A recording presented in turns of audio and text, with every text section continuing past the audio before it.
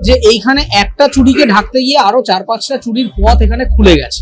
এখন আগে যেটা একজন পার্থ চট্টোপাধ্যায়ের মতো কোনো একটা কেন্দ্রীয় নেতৃত্ব টাকা নিয়ে বদমাইশি করছিলেন, এখন সম্ভবত এই আঞ্চলিক কমিটিগুলির নামে ছোট ছোট জায়গায় ছোট ছোট চোর নেতা গজিয়ে উঠবে এবং তারা বিভিন্ন রকম ভাবে মানুষকে শোষণ করবে। এই যে ডিসেন্ট্রালাইজেশন, আগে কেন্দ্রীয়করণ ছিল, একটা অফিস থেকে নিয়ন্ত্রিত হতো, সেইখানে করে দেখা গেল পার্থ চট্টোপাধ্যায়ের মতো কোনো একজন লম্পট সে বিভিন্ন রকম ভুলভাল টেন্ডার ফেন্ডার দিয়ে নিজে পুরো টাকাটা আত্মস্থ করবে। এখন এটাই দেখার যে ডিসেন্ট্রালাইজ করার ফলে আদৌ স্বচ্ছ হবে নাকি এরকম একজন পার্থর জায়গায় এলাকায় এলাকায় আরো হাজার হাজার পার্থ চট্টোপাধ্যায় গজিয়ে উঠবে। কল্যাণবাবু যদি সবকিছু জেনে থাকেন তাহলে তিনি সুপ্রিম কোর্টে অ্যাপিয়ার করে এই তালিকাগুলি দিলেন না কেন? মানে এখন সবকিছু হয়ে যাওয়ার পরে এই মারণকালে হরিনামের তো কোনো মানে নেই। ফলে সব হয়ে গেল, 26,000-এর চাকরি চলে গেল। ওনার কাছে যদি থাকে যে শুভেন্দু অধিকারী কাউকে টাকা নিয়ে চাকরি দিয়েছেন, তাহলে সেই তালিকা প্রকাশ করুন। দাদা, একেবারে 15 দিনের মধ্যে এসএসসি ফল প্রকাশ এতটাই বিভিন্ন ক্ষেত্রে উঠে আসছে প্রসঙ্গ, কিন্তু এখনো টেন্টেডদের তালিকা বেরোয়নি। যে তালিকা বেরিয়েছে সুপ্রিম কোর্টের পক্ষ থেকে স্পষ্টত বলা হয়েছে যে সেই তালিকা অস্বচ্ছ, আবারও সংরক্ষিত তালিকা বেরোবে। দেখুন, শুরু থেকেই আমি এই ম্যাটারটা নিয়ে আমার অবস্থানটা এটাই যে জাস্টিস বলতে যা বোঝায় সবসময় খাতায় কলমে লেখা আইনটাই তো জাস্টিস নয়।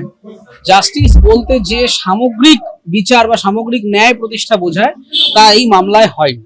সেটা বিভিন্ন কারণে হতে পারে। কেউ বলবেন যে মামলা যারা করেছেন তাদের আবেদনে গন্ডগোল ছিল, কেউ বলবে রাজ্য সরকার যে তালিকাটা প্রকাশ করেছিল বা যে তালিকা নিয়ে এত এসএসসি তারপরে বিভিন্ন ভেন্ডার অমুক্ত ইত্যাদি করে সেই তালিকাটা স্বচ্ছ নয়, কেউ বলবে যে আইনের মধ্যে জটিলতা আছে, কেউ বলবে বিচারপতির অবজারভেশনে গন্ডগোল আছে। এই বিভিন্ন রকম পার্সপেক্টিভ গজিয়ে উঠবে, কিন্তু মোদ্দা বিষয়টা হচ্ছে যে এই 26,000-এর চাকরি যাওয়া এবং যাদের জন্য যাওয়া তাদের কোনো সাজা হলো না। আমার শুরু থেকেই যেটা আপত্তি ছিল যে মানুষজন যারা পরীক্ষা দিয়ে চাকরিতে ঢুকেছিলেন সকলে তো দোষ করেননি। আমি ধরে নিলাম 26,000-এর মধ্যে 10,000 জন বা আমি ধরে নিলাম 15,000 জন চুরি করেছেন, কিন্তু বাকি যে 10,000 জন চুরি করলেন না তাদের প্রতি যে অন্যায় আচরণটা করা হলো এবং যাদের জন্য এই এত বড় অন্যায় কাণ্ড ঘটে গেল, তারা কিন্তু দেখুন একেবারে খোলা হাওয়ায় ঘুরে বেড়াচ্ছে, তাদের কোনো সাজা হলো না, কিছু হলো না। ফলে জাস্টিস এখানে দেওয়া হয়নি বলেই আমি একজন নাগরিক হিসেবে মনে করছি।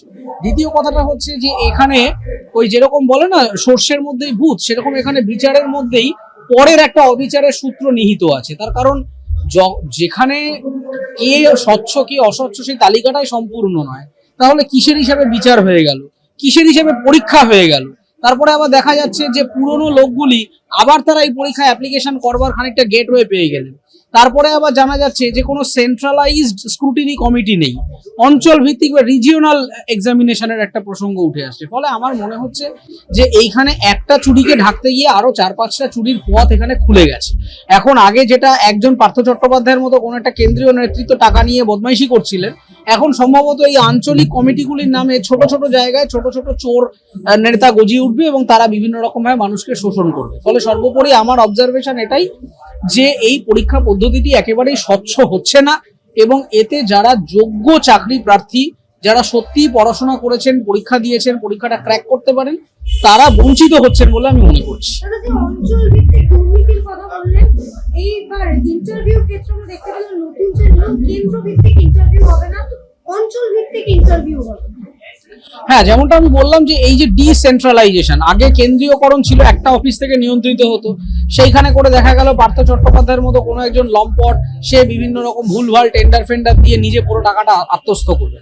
এখন এটাই দেখার যে ডিসেন্ট্রালাইজ করার ফলে আদৌ স্বচ্ছ হবে নাকি এরকম একজন পার্থর জায়গায় এলাকায় এলাকায় আরো হাজার হাজার পার্থ চট্টোপাধ্যায় গজিয়ে উঠবে, সেইটা আমাদের এখন সেইটাই দুশ্চিন্তার কারণ হয়ে দাঁড়িয়েছে। তার কারণ গভর্নেন্স এবং গভর্নমেন্ট এই দুটো স্বচ্ছ হওয়াটা ভীষণ জরুরি, কিন্তু আমরা যত দিন যাচ্ছে তত দেখছি যে একটা চুরিকে ঢাকতে আরো 4-5টা চুরির পথ উন্মুক্ত হয়ে যাচ্ছে, একটা অন্যায়কে চাপা দিতে আরো 5টা অন্যায় করা হচ্ছে।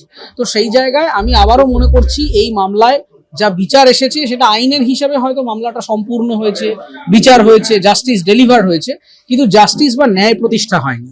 ফলে সেই জায়গায় আমার আবেদন এটাই থাকবে যে স্বচ্ছ এবং নিরপেক্ষভাবে কাজ করতে চেষ্টা করা হোক এবং যারা যোগ্য, যারা সত্যি পরীক্ষাটা দিয়ে মেরিটের ভিত্তিতে মানুষে পাক। সবসময় পাইয়ে দেওয়া, গুলে খাইয়ে দেওয়া, এইগুলির মধ্য দিয়ে আলটিমেটলি যারা পড়াতে আসবেন, যারা স্টাফ হবেন, তারা সমাজকে কি শিক্ষা দেবেন? ফলে সেই জায়গায় স্বচ্ছ হোক, মেধার ভিত্তিতে হোক, প্রত্যেকটা মানুষ যার যোগ্যতা আছে তিনি কাজ পাক, এটাই আমার দাবি। দাদা একেবারেই শেষ প্রশ্ন, কল্যাণ ব্যানার্জি তিনি আজকে বললেন যে মেদিনীপুরে কে কে চেঞ্জের সেই তালিকা তিনি 3 দিনের মধ্যে দিয়ে দেবেন, যে শুভেন্দু অধিকারী কাকে তাদের চাকরির পাইয়ে দিয়েছে টাকার মাধ্যমে, এতদিন কালে সেই তালিকা দেননি কেন কোর্টে?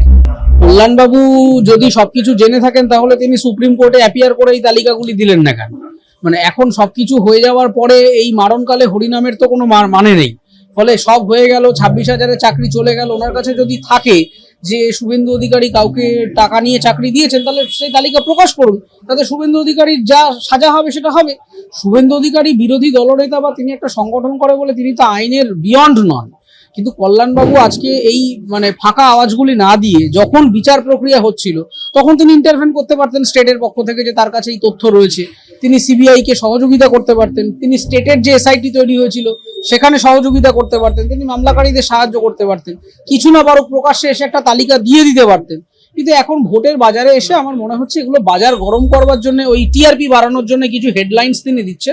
এই কথার কোনো ভিত্তি নেই। তার কাছে যদি থাকে তাহলে শুভেন্দু অধিকারী কেন, প্রধানমন্ত্রীও যদি কোনো অন্যায় করে থাকেন তার যা সাজা পাওয়ার সাজা পাবেন। ভারতবর্ষের প্রধানমন্ত্রীও সাজা পেয়েছেন, ইতিহাসে এরকম বেঞ্চমার্ক ঘটনা তো ঘটেছে। তাহলে শুভেন্দু অধিকারীকে এক্সক্লুসিভ ভাবে দেখার তো কিছু হয়নি। তিনি যদি চুরি করে থাকেন তার সাজা হবে, তার যদি জেল যাওয়ার থাকে আইনে যা লেখা আছে বিচার ব্যবস্থা তা দেবে। কিন্তু শূন্য আওয়াজ দিয়ে আমরা কি করবো? আমরা যারা যোগ্য এমপ্লয়মেন্ট পাওয়ার জন্য ছেলেমেয়েরা বসে আছে তারা এসব ডায়লগবাজি অনেক বছর ধরে শুনে আসছে। এ বলবে ও চোর, ও বলবে এ চোর, এই তো চলছে। আমাদের মুদ্রা গল্পটা হচ্ছে চাকরি দাও, কাজ দাও, ছেলে মেয়েদের যোগ্যতার ভিত্তিতে হাতে পয়সা দাও, ব্যবসা দাও। এই তো সামান্য সোজাসাপটা দাবি, এর মধ্যে তো জটিলতা নেই। ফলে কে চাকরি চুরি করেছে সেটা এখন হঠাৎ করে না বলে যেখানে বলার সেখানে গিয়ে বলুন, তাহলে স্বচ্ছ নিরপেক্ষ বিচারটা হাতে পেতে পারে।